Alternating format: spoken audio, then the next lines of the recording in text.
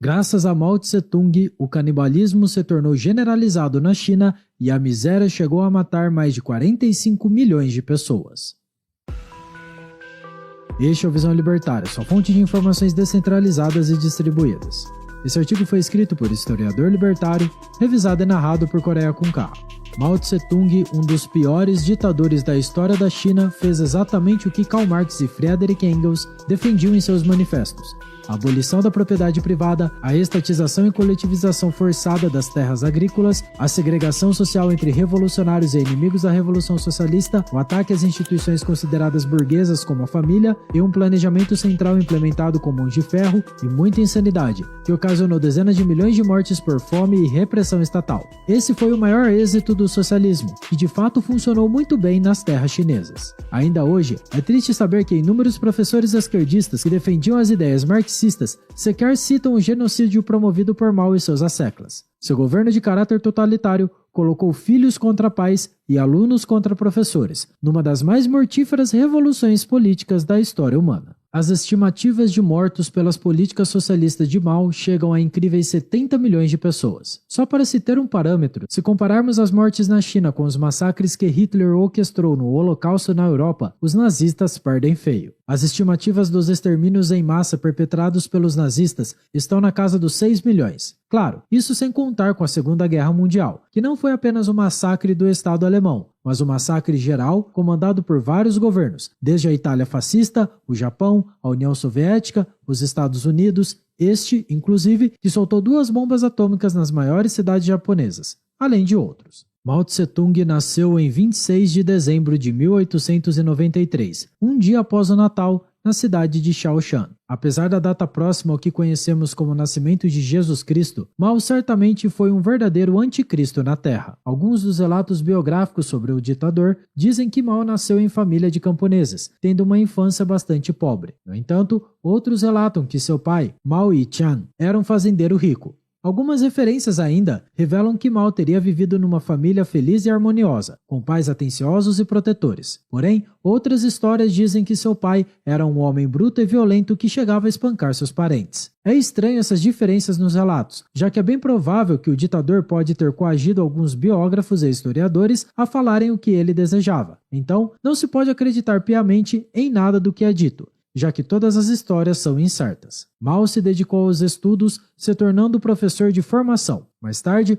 mudou para Pequim, onde conseguiu um emprego na biblioteca da universidade local, e foi assim que ele entra em contato com as ideias comunistas através de Li Dazhao, que era o cofundador do Partido Comunista Chinês, o PCCH. À medida que o Partido Comunista foi crescendo, Mao foi se beneficiando e ganhando importância. Posteriormente, com a criação do Exército Vermelho do partido, Mao se tornaria o primeiro comandante. Mao tentou fazer diferente dos planos quinquenais de Stalin na União Soviética, que era focado no processo de industrialização rápida do país, e escolheu por uma revolução de cunho camponesa. De toda forma, como todo planejamento central socialista impede a criação de um genuíno sistema de preços no mercado, os 2 projetos, tanto o chinês quanto o soviético, foram fracassados, cada um à sua maneira. Foi em 1º de outubro de 1949 que começaria o Inferno Vermelho na China, com o nascimento do novo Estado comunista, a República Popular da China. Assim, Mao se tornaria um dos mais poderosos homens desta terra, além de instaurar um império de crueldade e miséria. A missão não era fácil, pois a China tinha enormes problemas econômicos e sofrera muito durante a Segunda Guerra Mundial com a invasão japonesa, que exterminou e oprimiu boa parte da população. Mao iria centralizar todas as decisões políticas em suas mãos e perseguir qualquer dissidente de seu regime. Consequentemente, os confiscos de terra começaram, as prisões foram frequentes e em grande escala, as execuções aos montes, além dos incontáveis casos de fome e canibalismo. No ano de 1958, Mao criou um plano, o Grande Salto para Frente. Não passou de uma tentativa fracassada de reorganizar a economia, mas foi algo totalmente contraproducente, o que apenas gerou mais escassez e institucionalizou a fome na Grande China. Mao chegou ao ponto de obrigar os camponeses a substituírem suas atividades agrícolas para fabricar aço em fornalhas de fundo de quintal, com qualquer matéria-prima que tivessem acesso, usando então suas próprias ferramentas. As pessoas ainda tiveram que queimar os próprios móveis para acender fogo em fornos caseiros. A consequência? O que restou das safras dos campos não pôde ser colhido, pois a população teve que ficar em casa produzindo aço. Com o ego inflado, como todo ditador arrogante e prepotente, Mao jamais admitiria seus erros, não dando um passo para trás em seus planos mirabolantes. A consequência foi um desastre, entre 10 a 20 milhões de mortos. Um dos piores episódios do governo de Mao Tse-tung ocorreu entre 1966 a 1976, denominado de Revolução Cultural. Foi o maior projeto de lavagem cerebral já visto naquele país, onde milhares a milhões de chineses, doutrinados pela propaganda de bajulação ao líder e a seu partido, delatavam todas as pessoas que eram contra as ideias marxistas e qualquer um que pudesse ser um potencial inimigo. Toda a população jovem, sobretudo estudantes, foram convocados para denunciar todos os que, para eles, tinham velhos hábitos, considerados burgueses para o regime. Essas pessoas a serem denunciadas poderiam ser qualquer um, pai, mãe, professor, avô ou qualquer outro membro da família. O verdadeiro objetivo por trás de tudo isso era a destruição da família e do sistema educacional, para consolidar o poder absoluto de Mao e do Partido Comunista. Esse é o objetivo de todo governo totalitário: destruir as bases da sociedade e suas instituições que impedem o controle absoluto do Estado, já que a família educa e transmite tradições, valores e princípios morais a seus filhos. O resultado foi um grande genocídio de pessoas inocentes, já que essa jovem guarda vermelha, seguindo as ordens de Mao, ajudou a condenar 2 milhões de pessoas. Se quiser entender mais sobre o que é a Revolução Cultural, temos um vídeo aqui no Visão Libertária intitulado O Impacto da Revolução Cultural na Sociedade, que analisa melhor a natureza e as consequências de um processo revolucionário. O link está aqui na descrição.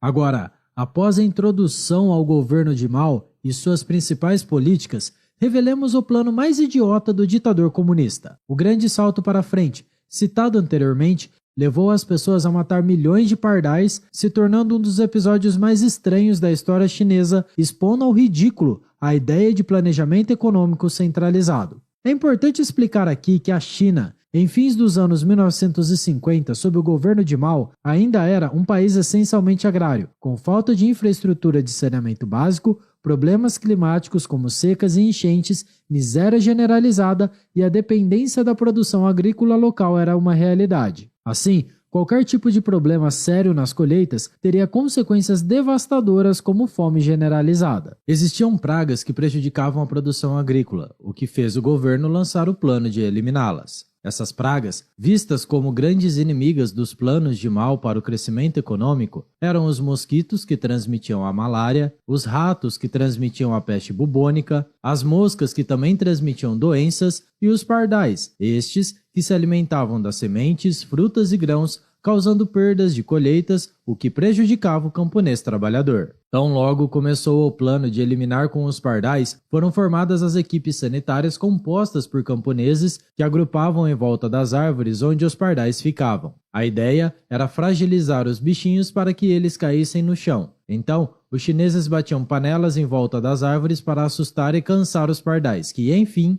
caíam pelo cansaço. Vários métodos para eliminar os pardais foram utilizados. Seus ninhos e ovos eram totalmente destruídos, seus filhotinhos mortos e os adultos eram atacados até mesmo com o uso de estilingues ou tiros. O governo incentivava com recompensas a todos que matavam os pobres pardais. E até concursos eram promovidos para ver quem conseguia matar mais. Estima-se que cerca de 800 mil pardais foram mortos em apenas 3 dias, na cidade de Pequim. Vamos agora às consequências desse plano idiota vindo da mente do ditador prepotente. Já no ano de 1959, o número de plantações dizimadas por insetos cresceu exponencialmente, já que essas pestes eram alimentos dos pardais. Dessa forma, com o fim das aves, enormes enxames de gafanhotos apareceram no interior da China, promovendo uma maior devastação às produções agrícolas, prejudicando ainda mais as plantações dos camponeses. A consequência foi fatal, queda enorme na produção e aumento da fome. Não se tinha mais o que comer. Surge o que os historiadores de hoje denominam de a Grande Fome. Esta que o governo totalitário maoísta, usando a típica nova língua presente em todo governo despótico,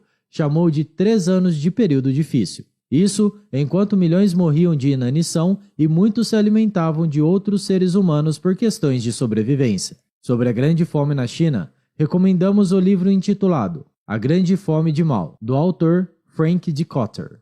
Estudiosos independentes cravam números que variam entre 45 e 78 milhões de vítimas do grande salto para frente e seus planos econômicos. O jornalista Yang Jisheng, autor do livro Tombstone, publicado nos Estados Unidos e proibido na China, fez uma estimativa de 36 milhões de vítimas. Já o governo chinês, mesmo sendo pouco confiável, reconheceu a fatalidade e alega que o número das vítimas estão em torno de apenas 15 milhões. Um dos motivos para que o livro de Yang Jisheng tenha sido proibido na China está no fato de que ele revela o canibalismo praticado pelos chineses, onde pais chegavam a comer seus filhos e vice-versa. Era preciso matar outras pessoas até mesmo para não virar alimento de alguém. Esse episódio não é muito diferente em termos de tragédia e fome daquele que Joseph Stalin, o ditador soviético, orquestrou propositalmente na Ucrânia na década de 1930, genocídio este que ficou conhecido como Holodomor. E se quiser aprender mais sobre a tragédia na Ucrânia promovida por Stalin,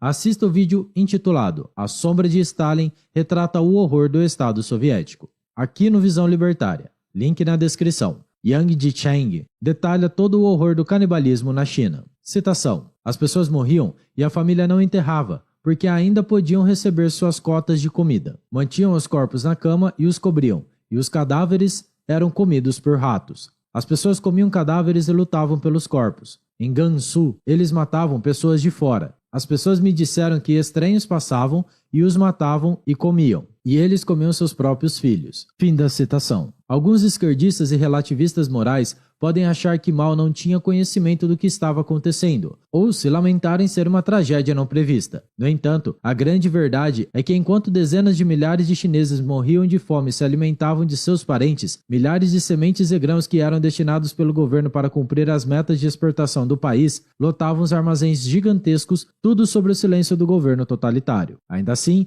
essa tragédia não é exposta pelos professores marxistas e socialistas, que negam grande parte da história do século XX, já que não é de seu interesse. É tudo sobre narrativa ideológica e controle mental de seus alunos. Nada sobre a verdade.